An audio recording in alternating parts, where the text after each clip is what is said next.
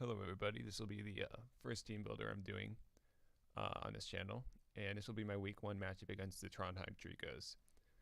So I have a roster that consists of Zygarde 50, Zapdos, Rotom Wash, Mega Manectric, Cobalion, Azumarill, Nidoqueen, Bronzong, Slowking, Whimsicott, Houndoom, Lantern, and Kabutops. And my opponent has a team that consists of Heatran, Bulu, Conkeldurr, Latias, Tentacruel, Mega Sceptile, Salazzle, Necrozma, Excelgor, Scrafty, Charizard, Archeops, and Eelektross. So, the team I ended up bringing, first member is Azumarill. So Azumarill here is Azumarill is here for a guaranteed switch into Tapu Bulu. Because Tapu Bulu is extremely strong. If he brings Choice Band, then Choice Band Wood Hammer 2-hit KOs everything that I could ever possibly bring. Even Bronzong does not take 2-hit KO, or even Bronzong's 2-hit KO'd by Wood Hammer, which is a bit ridiculous. So with the Sap Recipiter ability, it's immune to it, and pretty much just walls Bulu to hell and back. Worst case scenario, Bulu's banded and gets the prediction rate and 10 headbutts, and that does like 30 to 35 with a band max attack adamant. So this will always deal with Bulu. I can get a toxic off on it, and if I'm able to wear down Bulu with this thing, that is absolutely fantastic. And toxic is only Toxic is only Toxic will hit any switch in to this besides Salazzle and Heatran, which you probably shouldn't be switching into an Azumarill until you've scouted it set, because it is a water type and you do not want Salazzle or Heatran to be taking a water move, especially Salazzle. Rest is there for extra longevity, and then I have Protect. I did originally have Sleep Talk over Seismic Toss, but I decided I wanted a way to at least get some chip off on Bulu and Latias and Heatran besides Toxic. So yeah, it was just my dedicated Bulu answer. But although it does do a good job answering Sceptile, if it's not running Hidden Power Grass or Hidden Power, not Hidden Power Grass, Hidden Power Electric or Hidden Power Poison, which he could run if he is expecting a Sap Sipper Azu, because it is good against his team. It's very hard for him to break this Azumarill. The only things he could break it with are Thunder Punch Conk and Sceptile with Hidden Power Electric, which he very well could bring if he's expecting this. But Sap Sipper is a bit of a obscure ability, and if he doesn't account for it, this Azumarill is going to be very hard for him to take down, because it is immune to Mega Sceptile Stab and Dragon and Poison, not Dragon Poison, Dragon and Grass. So yeah, hopefully he doesn't bring the Hidden Power Poison or Electric. I'll have to scout for that in game to see though. This is my Mega Manectric. I'm bringing it just because he doesn't have a ground type, which makes this thing able to Volt Switch everywhere. He does have Sceptile with Lightning Rod, but he has to Mega that first. Hidden Power has Thunderbolt and Volt Switch just to take advantage of the fact that he doesn't have a ground type. Overheat hits Bulu and Mega Sceptile both pretty hard. Hidden Power Ice always kills Mega Sceptile. So yeah, Mega Manectric just has a good speed tier, no ground types, makes it have a good matchup. It should be able to do a lot of damage and always Volt Switch. It'll probably be my lead because it does well against everything on his team besides Mega Sceptile.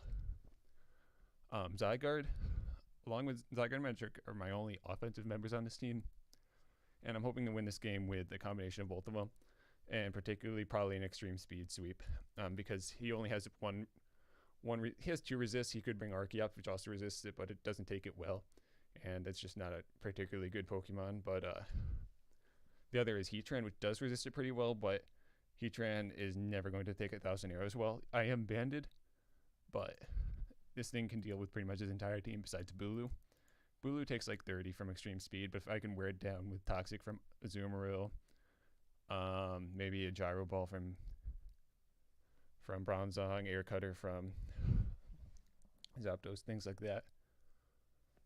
So yeah, 1,000 arrows should do a lot of damage, especially if Bulu gets weakened down. Iron Tail to hit the Bulu in case I'm making the prediction, or I'm expecting him to bring it in and Iron Tail kills its target anyways, things like that. Outrage just for the raw power if I do ever need that.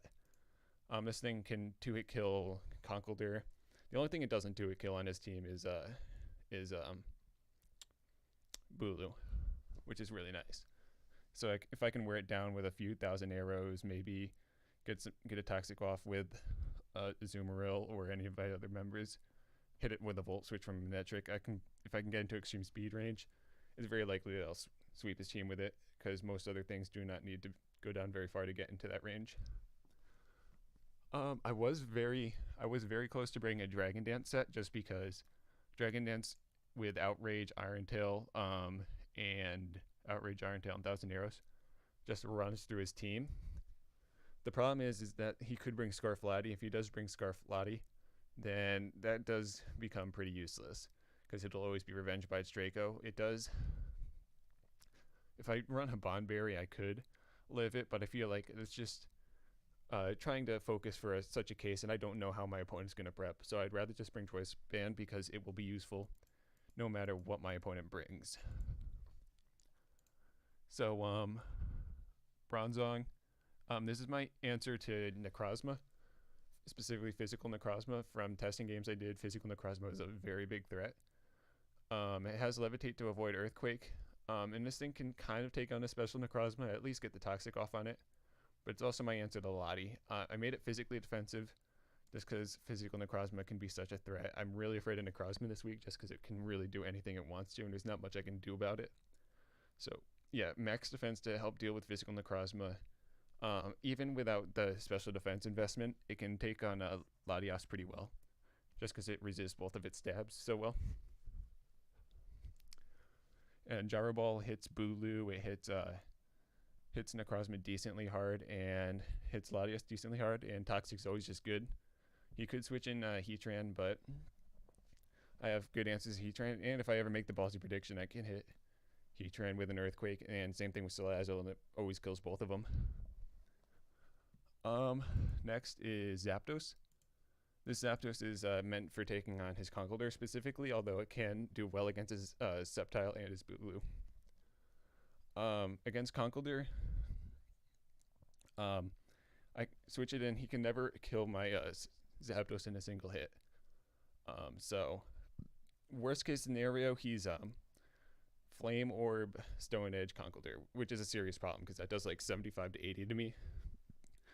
And in that scenario, if I find out, then I can actually just Ruse to take less damage from it, and also let him die of his burn slowly, and maybe put him in Air Cutter range. Air Cutter always 2-hit kills Conkeldurr unless it's Assault Vest. Defogs, just in case rocks go out and I want to get rid of them, just so I can switch into Conkeldurr better later in the game. And I have Static, which lets me Roost against Conkeldurr, and if I realize it's not a Guts set, then that means that it's not going to do enough damage to ever kill me through Roost, but I can also get the paralysis on it eventually if I just keep roosting on it and make it paralyze itself. And once it paralyzes itself, I can just wait until it gets full parried, and then as soon as it gets full parried twice, I can just Air Cutter it to death, which is nice. So Zapdos is there to 1v1 Conkeldurr, and at the very minimum, always get it down below 50 with at least one Air Cutter, so that Mega Manectric and Zygarde can both come in and finish it off, because both of them are capable of doing over 50 to it. It does decently well against Sceptile. Air Cutter hits it for, or 2-hit kills it. It does for like 50 to 60 against Sceptile, which puts it in range of Zygarde's extreme speed, which is nice. Although Dragon Pulse does kill it from 2-hit kill from Sceptile, it's always nice, especially if Conkeldurr is down, to let that happen. Yeah. And Bulu, it can wall if necessary, especially if I figure out it's not a Choice Band set, or especially if it's not running Stone Edge. And Air Cutter does pretty well against that too. My last Pokemon is Slowking. Slowking's here for Salazzle, mainly, just so I don't lose to Salazzle, because right now I'm really weak to it. But it does a very good job against Salazzle. Scald and Psychic both have a chance to kill Salazzle. That's mostly in my favor. Toxic is nice just to hit things and start wearing them down. It's always my guaranteed switch into Heatran. Scald does a lot to Heatran, and Heatran really doesn't have anything it can hit me hard with besides like Solar Beam. And since there's no Z moves in this league, I can always just switch into something that resists it. So this thing will always take on Heatran, always take on Salazzle, and if I need it to, it can be an emergency check to Lottie, and an emergency check to and also for taking on special necrozma. I can get a toxic off on it and probably hopefully stall it out and hit it decently hard with Scald. Maybe even get a, or actually I wouldn't get a burn because I'd have him toxicked. But yeah, taking on special necrozma, taking on Salazone, taking on Heatran are its main jobs. And yeah, so I'm hoping to just win this game with offensive pressure from my Zapdos, or not my Zapdos, my Manectric and Zygarde, trying to wear it down. Or not wear it down, but like save on both the late game to win, especially with Extreme Speed from Zygarde. And then just using my defensive backbone here, which hopefully he will not be able to break. I think his only chance of breaking it is with the Necrozma set, because the Necrozma is so unpredictable and difficult to deal with. But if he's able to break it with a Necrozma set, then I might be in trouble. But otherwise, I really think I have solid answers, unless I get like Toxic Haxed or something like that. I should be able to just wear him down with my defensive backbone and then have these two come in later in the game and just win it. So yeah, hopefully this team's able to come through, and stay tuned to see the battle.